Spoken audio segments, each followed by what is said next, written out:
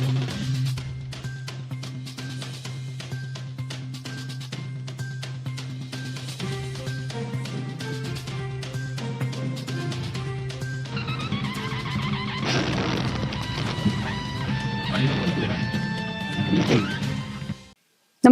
आपण पाहता Hirkani news.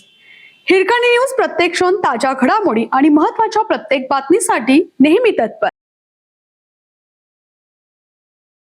Bogus जन्मदाखल्या प्रकरणी अहवाल देण्याचे आदेश. भाजप नेते किरीट सोमय्या यांनी महापालिकेत घेतलेल्या बैठकीला अधिकाऱ्यांनी उपस्थिती का लावली?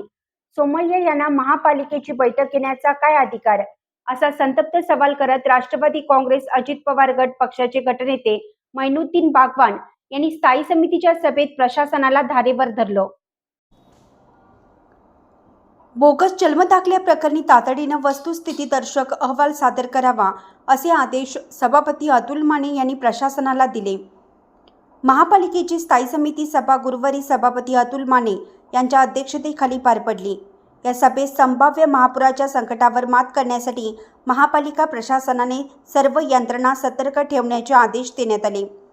शहरात अनेक ठिकाणी पावसाळी पाण्याचा निचरा होत नसल्याने सदस्यांनी संबंधित अधिकाऱ्यांना धारेवर धरलं. सभापती माने यांनी याबाबत तातडीनं उपाययोजना करण्याचे निर्देश दिले.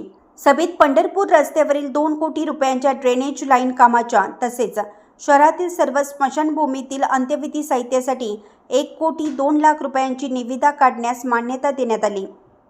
DPDC मधून MIDC मधील रस्ते करण्यासाठी 6.5 कोटी रुपयांचा निधी मंजूर आहे. हे रस्ते उत्तम दर्जाचे व्हावेत यासाठी हॉटमिक्स ऐवजी बॅटमिक्स पद्धतीनं करण्याबाबत आयुक्तांशी चर्चा करून निर्णय घेण्यात आले. गुंठेवारीतील खुले भूखंड हडपण्यासाठी वेगवेगळे क्षेत्र दाखवून विकण्याचा गैरप्रकार सुरू आहे.